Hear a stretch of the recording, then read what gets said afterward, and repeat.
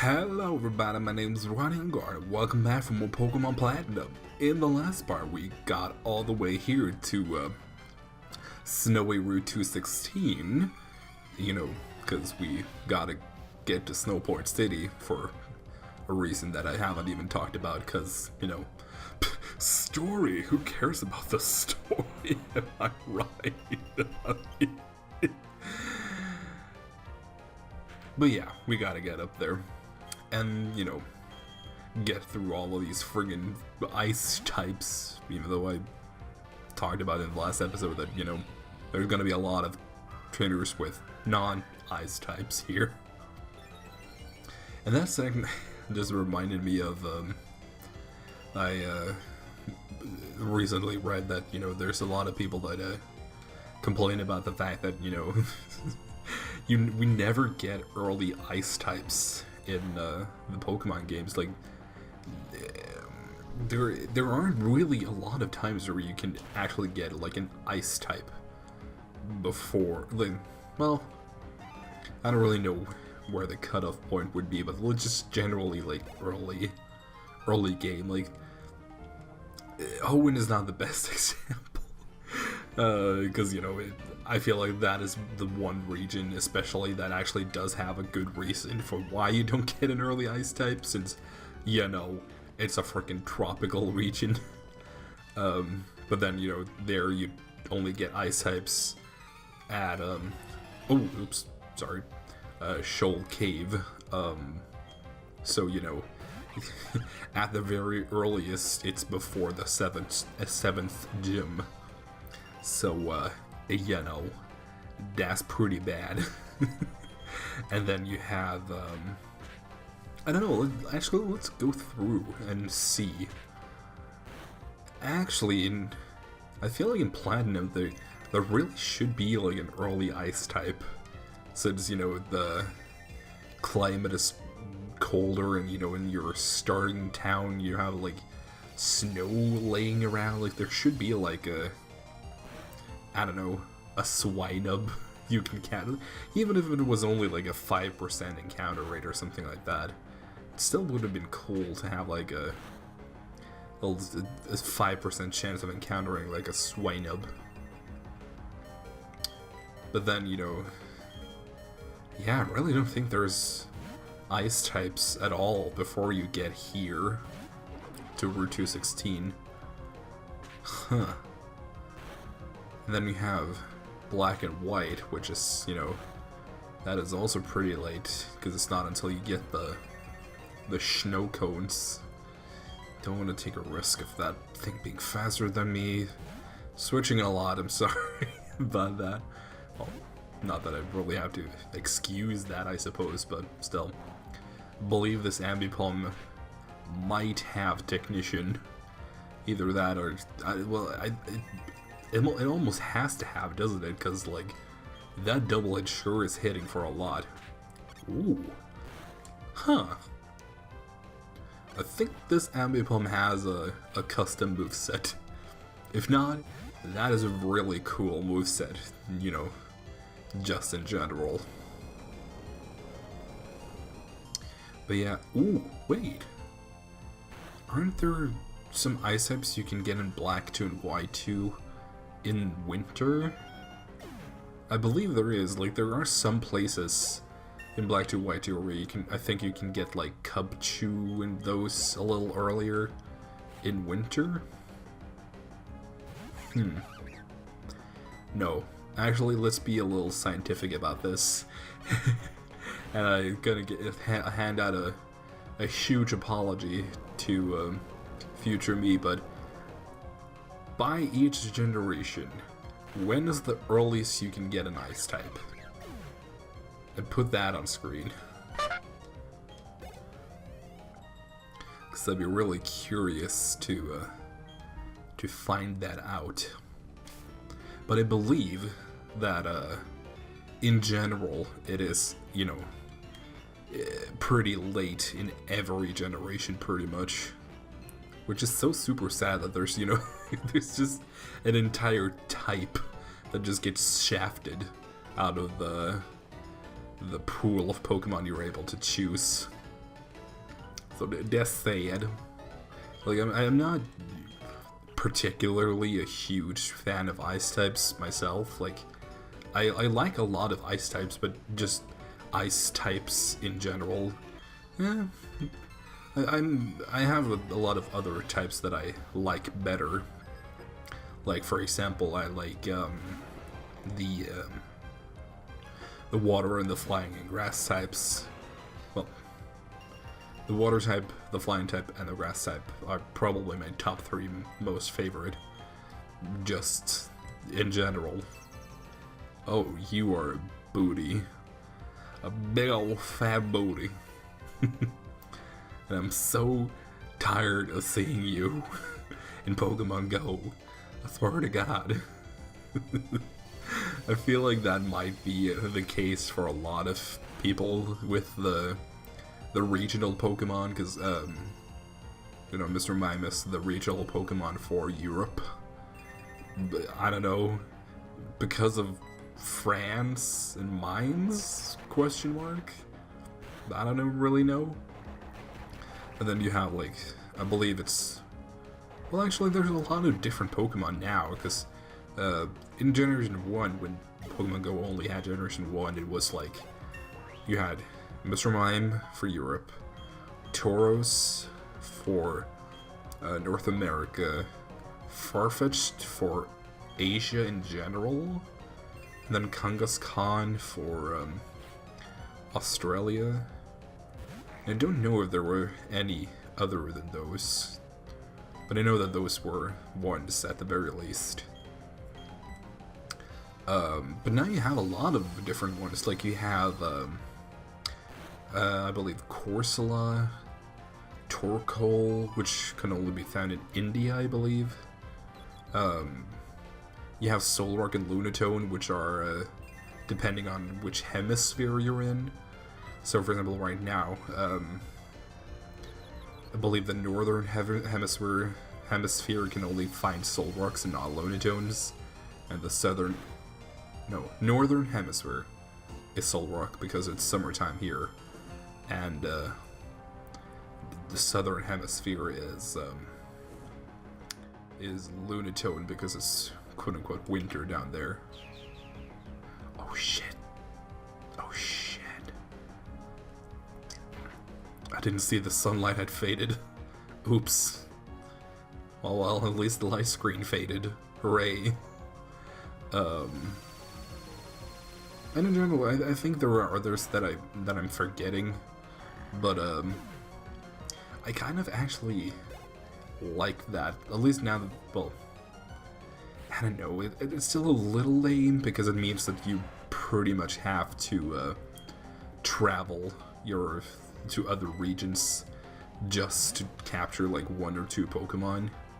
Because like, what are the odds that you're gonna meet somebody that's from India or has been in India, you know, just randomly, and you know, like all of those other things. But I like it on paper. It is a very fun idea. It's just that in practice, it's kind of lame. And I definitely would have liked it if it was possible for, like, in some way. It doesn't have to be easy. Like, it could have been like a difficult way to do it. Like maybe you had to spend a lot of Stardust, I don't know, or maybe it, in general, would be a little hard to do. But it would have been nice if you were able to, say, send Pokemon from one region to, like, not so, but like trade with people that are not just in your general vicinity. Maybe like if you exchanged eggs or something, like that would have been cool if you could like exchange regional eggs or something. Just in general, make a way for it, like the Pokemon are still exclusive to different areas of the world, but that you're actually, you know, able to exchange those Pokemon with people from other regions. I don't know. I'm not a fan of how it is right now, but I recognize that it is possible for it to become a lot cooler in the future. There. That is how I believe it is. Now, yeah, Route 217. Now there's a different area. Ooh, lots and lots of snow. I mean, I feel like people, when they hear that I'm from Norway, that people immediately think that, oh, it's snow here like pretty much the entire year. Which is definitely not the case, unless you live in like the very, very northern parts of the country, and even then, it's not snowing like all year or even most of the year. It's still just in the around the winter months, pretty much. But like actually, the place where I live, because I live like almost at the very south of the country, and it's like straight up a temperate area. Like in the summer, our temperatures are usually around the 20 Celsius mark, 25 if it's middle of the summer, and can go up all the way to 30 if it's a really warm summer. And then in the winter, it's usually anywhere from 10 when it's like close to winter, and then 5 in the winter month, and then if we're lucky it might dip below 0. So like there are times where we go pretty much the entirety of December without even seeing snow. And you know, there might be like a couple of days during January, February, because at least for us, January, February are a lot colder than December, which you would feel, like, you always feel like, oh, December, that is the month where it's supposed to be coldest and it's supposed to be snow and all that. But definitely not. It's a lot more common in January, February. But those are still technically winter months, so I guess. But yeah, I definitely don't see snow as much as I would like to. So whenever there is snow appearing here, I get like super giddy, because like, snow, yay! And in general, I just really love snow.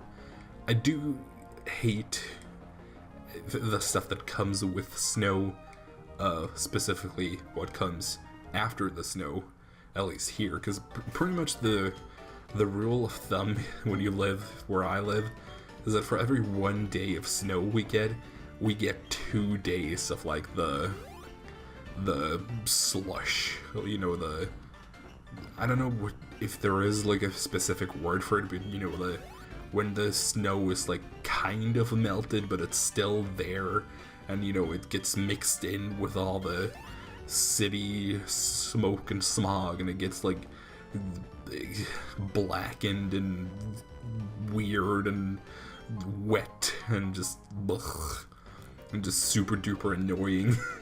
Like we get like, for as I said, every 1 day of snow we get 2 days of that bullshit.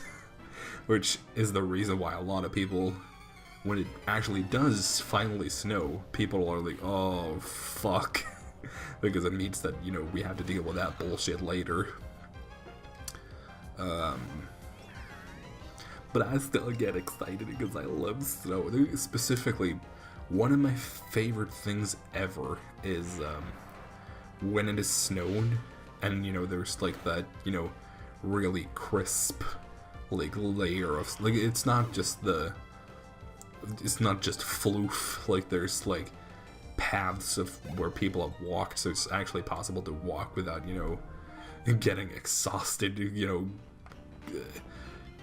not crunching, that's a weird way to say it, but you know what I mean, when there's new snow, well, specifically when there isn't new snow, when the layer has been there for a while, I don't know.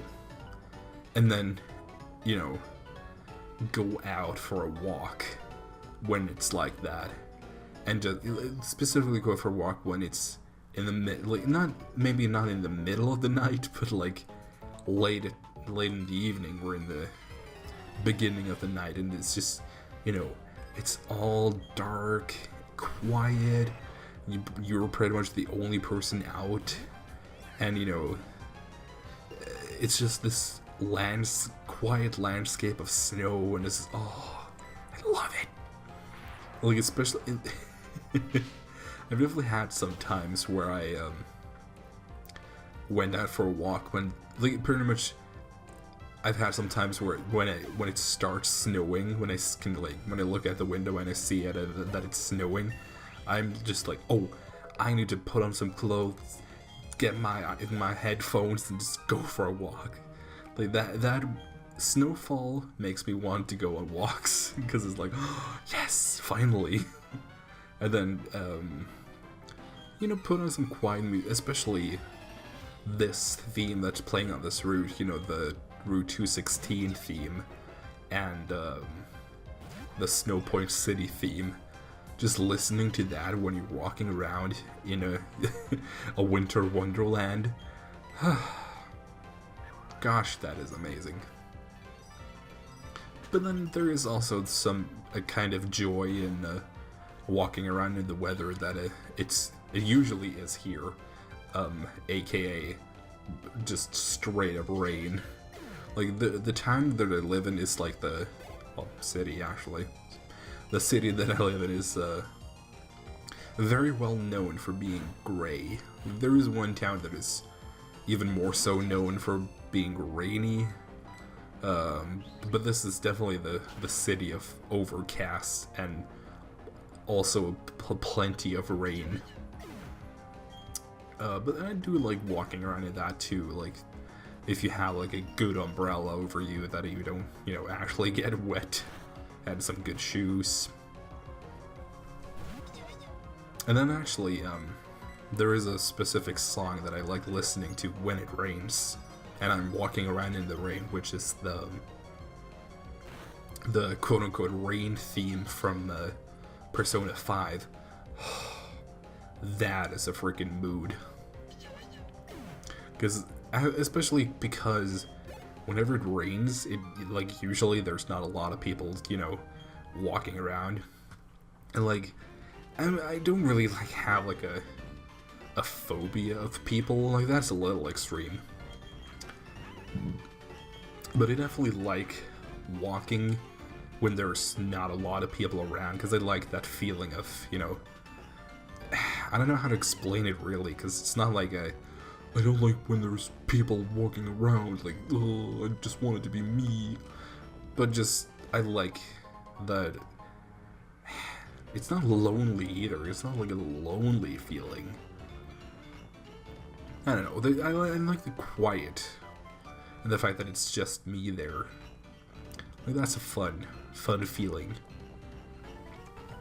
Oh, my throat is getting dry again. I'm so sorry. But there we got a rock climb, which is going to be pretty helpful. Even though, it's not exactly the best HM in the world. In fact, that is one thing that kind of bothers me about Generation 4 in general, is that there's a lot of, redundant HMs. Because, like, you have Strength, which is a normal type physical move. You have Rock Climb, which is a normal type physical move. Is there another one?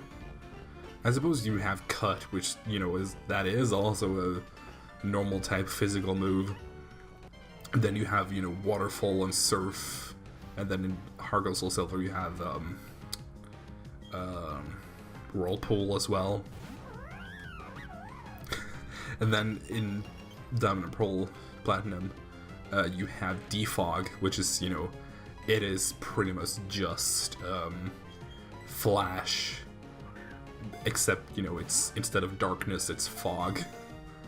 So that is also some kind of redundancy. Even though Flash is not a HM anymore, it's still, a field move. So, like, there's a lot of redundancy with the HM, especially since, I hate using HM slaves, because I hate having that spot taken by another Pokemon, because I want to use my entire team.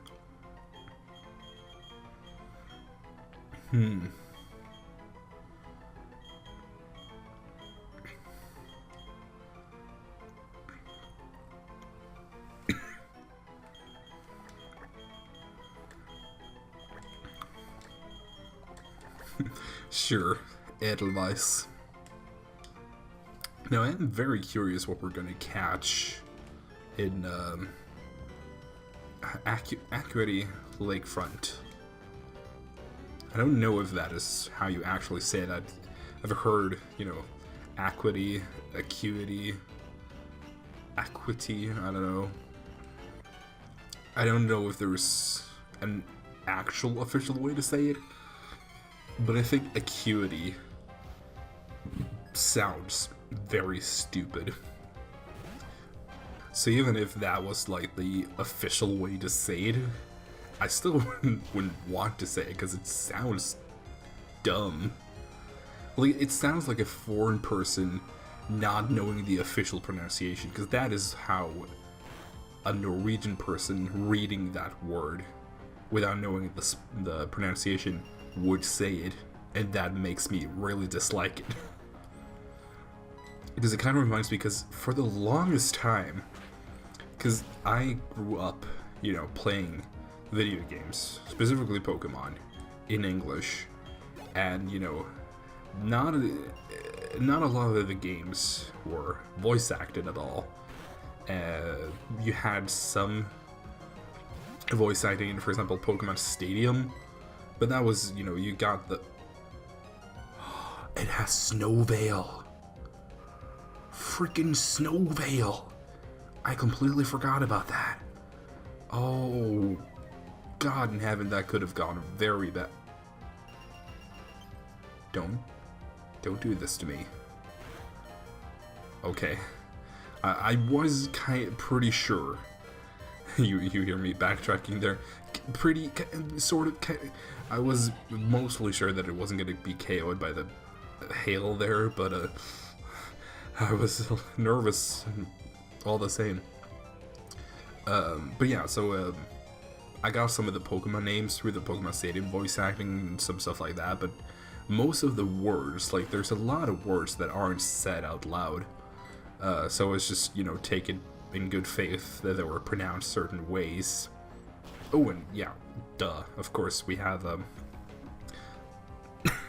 Pokemon anime, which, you know, is not the best resource for pronunciations, but at least it's a general okay guide. But they don't talk about stats in the anime or in the stadium. Like, oh well, I suppose they might say like attack or some stuff like that, but in general, what I'm getting at here is that the word accuracy I had never heard anyone say it out loud. So my Norwegian brain would assume then that the word is pronounced accuracy, because that is just the logical way you would pronounce that in Norwegian. Well, from a Norwegian mindset.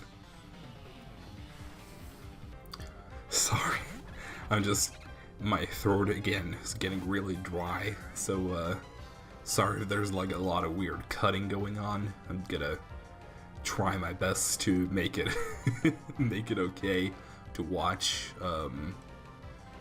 and you know, yeah, this is the last episode I'm gonna record for the day, so when I get to Snow Point, I'm probably just gonna cut it there. So yeah, I pronounced accuracy as accuracy for the longest time, just because that was what made sense to me. And it wasn't until because I didn't actually make Let's Play videos when I was in my early teens, which I mentioned earlier that I'm not really ashamed of the videos that I made on my old channel. the ones that are up. But the ones that I made when I was in my early teens, I feel like people can relate a lot to the fact that, you know, I would be pretty ashamed if somebody saw those now, because they're not very good videos, and, you know, they are long since deleted, so ain't nobody gonna find those videos. Not even me. If I even if I wanted to, I couldn't find them. But I pronounced accuracy as accuracy, and a friend of mine actually that was watching through the videos called me out on it, and I was like, I didn't know that was the way you were supposed to pronounce that. And still to this day, I hear it like not too super often, but he still remembers. Remembers very clearly. Charge is pretty useless. Like, even with the special defense buff it adds, it's still not useful. Like, it's not like with Mind Charge in the Persona games, which is so super useful. But yeah, no, the charge is definitely not a useful. In general, I feel like the Pokemon games much more reward you for doing very limited setup and that kind of stuff, and just generally just going for the attack. Like, maybe setting up like a sword stance or something like that. But anything that is like a charge is like, no, why would you ever? Gosh. Just mentioning Mind Charge and Persona right there, gosh. I am so looking forward to playing that game, because that is pretty much what I'm thinking of playing when I'm done with Paper Mario is Persona 3 Portable, and gosh, I am looking forward to that, because I'm a huge fan of the Persona games, because pretty much the way I look at them is that it is a little bit like quote-unquote adult Pokemon. Like, not really, even remotely, but that is the kind of way that it makes me feel. Like, it is if you took a Pokemon game, made it, you know, with older people in mind. Like, not strictly adults, but at least, you know, because the thing is, in Pokemon, you can just use one move and just spam it pretty much. Well, not actually, but you know, you can use one Pokemon and just spam that through the entire game and win. You can, if you're above the age of 10, pretty much, you can just turn off your brain and just play and have no issues whatsoever. Not the case in Persona games. If you just try to turn off your brain and play, girl, that is not gonna work. Like, it's definitely, I feel like it's a little harsh to put it as, like, I've definitely heard some people call it like the Dark Souls of JRPGs, which, maybe when you're playing it for the first time, or you're not used to the quote-unquote rules of the game, but it's not that tough. You get used to it pretty quickly. Already caught you, so we can skip you. Kind of, sort of, like, I'm not gonna say it, not saying it, but there is a Pokemon that I'm hoping for, and I'm pretty sure veterans that are watching know who I'm talking about. Nah, no, it's not you, Snover. No, it's not you, Snover. No, sorry, Swinub.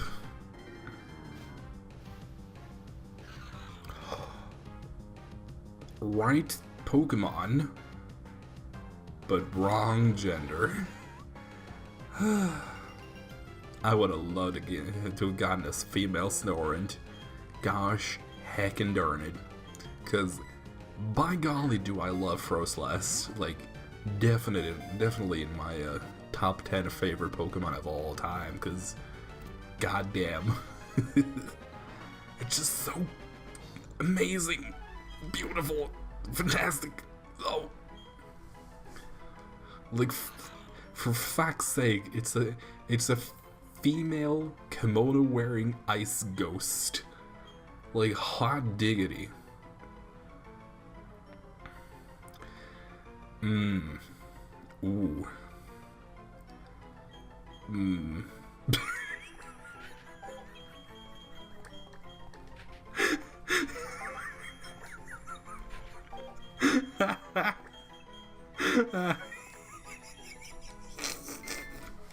I hope nobody takes that seriously whatsoever. Like, just putting it out here very loudly and clearly, I don't mean anything seriously by that. From either perspective, it is merely a joke. And I hope everybody watching can appreciate that, no matter what part or faction you might find yourself in. Oh lord. So, now that even the Pokemon Center is playing not quitting music, that is pretty harsh, but a more quiet tune. Let's go into the Pokemon, the Pokemon storage system. Check out our new friends. Oh, modest. Okay, that is workable. I mean, we've already mentioned a lot of the good moves it can get that are special, like for example Blizzard and Focus Blast and Water Pulse. It, of course, friggin' bold. God damn it. And Sisk. Oh, Naive would have been so good on a Froslass. Oh. Actually, I'm not gonna put Edel, even if it has a negative nature. Mamoswine, even with a negative nature, still I think it has like 130 attack. So, 130 minus 10% is still over 100.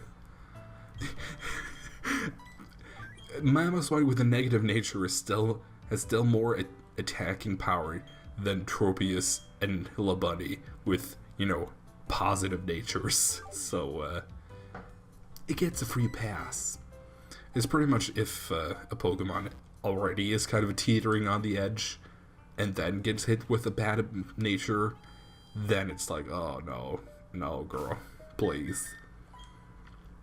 But I think that's gonna be it for this episode, and also for me today, because God, my voice, I pretty much just bamboozled my voice because I haven't been recording in over a week.